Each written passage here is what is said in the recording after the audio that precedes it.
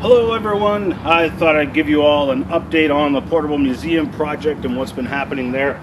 It's been exciting to see what's been happening. There's been some challenges, which I'll share with you, but I want to share with you the good news first of all. Through the donations and high-risk loans, if you will, from both private and corporate investors and donors, was able to purchase not one, but both shipping containers. That's about $20,000 right there by the time you got them delivered. They are a special container. They're not your average ones. First of all, they're climate controlled. As you can see, they've got the complete heating and air conditioning system already built in. Won't be using those though, because unfortunately it's just too loud. So by the time you're running inside, people inside would be plugging their ears. So these will be coming out. I'll probably sell them on eBay or something, try and recoup some of the cost back. But the other advantage is these containers are both already insulated, and so that saves a pile of work for about the same cost as it would take to take a standard shipping container, insulate it and all that. Zion Creations, who is the official sponsor of the Portable Creation Museum project, has funded the steel and most of the hydraulics so far for the lift legs. An official sponsor of the Portable Creation Museum project, Zion Creations is a leading producer of 3D graphics and animation software. Featured twice in 3D magazine, Zion Track is a low-cost, easy-to-use and effective tool for motion capture requiring no special equipment or skills. Using a simple webcam or DV camera, you can start capturing or load a pre-recorded video from which to capture your motion. If you produce animations, I'm sure you'll find Zion Track an incredibly useful tool. I'd like to thank Zion for their support of the Portable Creation Museum project, and would especially like to encourage my animating friends to check them out. So these are hydraulic, and there's a hydraulic cylinder on the inside of the leg, and this bottom part slides down. There's 4 of these, one on each corner of the containers. They lift the whole container right off the ground. The whole museum comes off the ground about 4 feet. Tractor trailer backs underneath it, lowers it onto the trailer. The legs fold in like this. This is in the stowed position. And so the legs fold in like this, loaded on the truck, away we go. The truck arrives at, say, a mall parking lot. We are now ready for offloading. The museum is self-loading. And so this is what I'm working on at the present. Basically, these legs fold out like this. They unlock, and the hydraulics are not in it right now, so the leg is dropped down. So it's a little hard for me to swing out at the moment. So this locks out like this, in the locked position.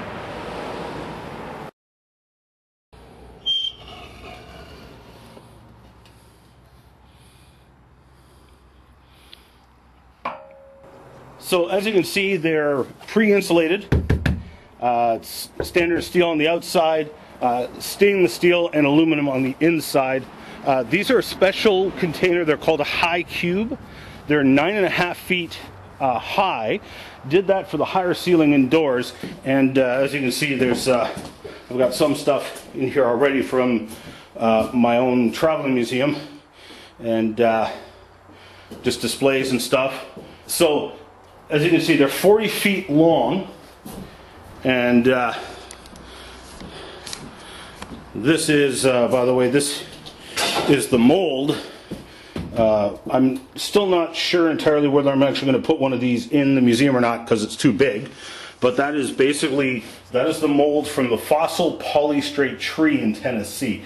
So what's going to happen, this whole unit, this is the climate control unit, it's going to be removed. And so there's going to be doors here. The containers will connect end to end once they're offloaded. And all this is going to come out, and that's going to remove about 1,000 pounds as well as open it up. And these walls are going to get cut into. So basically, these walls are going to have a giant cutout in the wall, and that's going to make a 3.5 foot, actually a 4 foot, but it's only going to slide out 3.5 feet. And what will happen is the floor where I'm standing, as you can see, it's a standard T-bar floor in here. But what's going to happen, this gets overlain with a floor which actually accordion folds in the middle. And so the whole floor in here will lift up during transit. It folds up as the 2 walls slide in 4 feet. And so that way we are effectively doubling the interior space of this container. And so they're beautiful little containers. I'm ecstatic to get these. Got a lot of work ahead of me. Now, one of the challenges has been part of the budget. I had allotted about $75,000 is what I estimated this would cost to build. And about 40% of that was to pay me to work on it, basically. And that was just, it was a minimal amount to pay my bills so I could stay home and work on this. Now, the fundraising went exceptionally well. I mean, I raised about $25,000 or something like that. I'd have to add up the number total. But about $25,000 or so. The hydraulics were a little cheaper than I was expecting, but the steel for the lift kit was much more than I was expecting. So it's been, I've spent every penny I had getting materials, which what that means then is that I know there's no longer money to pay me to pay my bills to stay here and work here. So what that winds up happening is then I wind up going on the road because that's how I make my living. When I'm on the road, it means I'm not here working on the containers. So it's been both good and bad. When I've been home, I've been able to work on the lift kit, but that's taken a lot of time, a lot of engineering, a lot of material, and a horrible amount of expense. And unfortunately, some changes with suppliers, which happened midstream, has caused me to have to go back and re-engineer a few things. So I'm kind of been scrambling with that and hoping not too much money got wasted because I'm a little annoyed about that. Anyway, so that's been the biggest challenge. Right now, the biggest need is hydraulics. Probably short about $2,000 for the remaining hydraulics. And presently, I have a private couple who donated a very large sum of money towards the building of the museum exhibits. And so I'm going to start working on those over the winter of 2011-2012. And the reason I'm doing that is as I'm building the exhibits, they're going to be used in a portable museum exhibit, which is now going to travel around Canada as I can, aiming for secular venues. I'm booked into Cole Harbour Place the last week of April, first week of May. The week before that, I'm at the Goodwood Creation Museum in Goodwood, Ontario, which is just outside of Toronto. I'll be booked in there for a week as a special exhibit as well. And so I'm also seeking other secular venues in which I'll be setting up the exhibits as a standalone museum, just a temporary exhibit. So obviously without the shipping containers, this is going to take a couple of years. But at least the exhibits that I'm building at present for that exhibit will go into this museum when it's finished. So it's all work that needs to be done anyway. It's going to be done in the long run, so might as well make use of it in the meantime.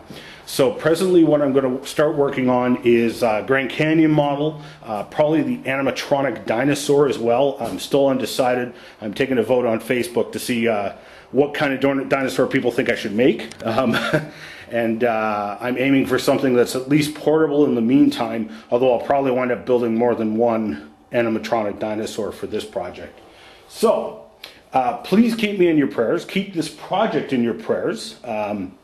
It's been slow going, and yet I'm excited at the progress that has been made. The reason I'm working on the lift legs first, oh, and that's another thing. I had an electrical engineer donate his time. He also, totally unexpectedly, donated batteries towards the project. Now, these would have been insanely expensive, like, I don't know, like $2,000 a piece or something like that. Donated 2 batteries, and basically the whole museum runs off the batteries, and that way we only run the generator as need be for things like air conditioning or charging up the batteries in the evening. And that keeps the generator runtime down to a minimum, and everything else just runs off inverters and the battery. So this was some stuff that I hadn't thought of that the electrical engineer suggested. Thought, hey, that's a great idea. So we're going with that as well. And that's another area where it's been pretty exciting to make some progress. And one of the big supporters of the project, of course, is Harry Nyborg from the Big Valley Creation Science Museum, who has loaned this printer, beautiful printer. He actually bought this for the construction of the Big Valley Creation Science Museum, and boy, we ran it through its paces.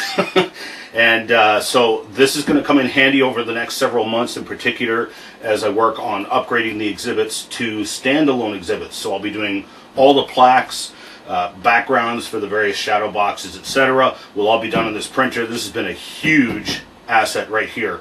And so Harry has loaned this to the Portable Museum Project as well to help get it done.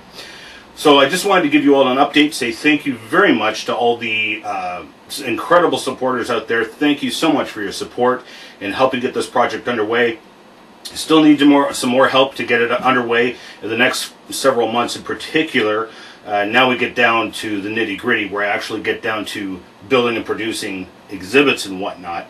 The shipping containers, I'm probably going to leave the lift kit until the spring, because we're now moving into winter here in Canada, and makes it very awkward to move around outside and get to the shipping containers and do some proper work and whatnot. So I'll probably wait till the snow leaves to continue work on the lift legs, and instead over the winter we'll focus on the displays, the plaques, building exhibits. Probably start by working on the animatronic robot, and I'll be taking a vote on Facebook as to which dinosaur they want to see made first, the animatronic dinosaur. Probably Stegosaurus, but we'll see. And a lot of suggestions, so we'll see. Okay, so thank you everyone. You can follow along on the whole project, ianjuby.org/creationmuseum.html. And again, please chip in if you can. I so appreciate those who have chipped in. You've helped get this project underway. Thank you, and God bless you all.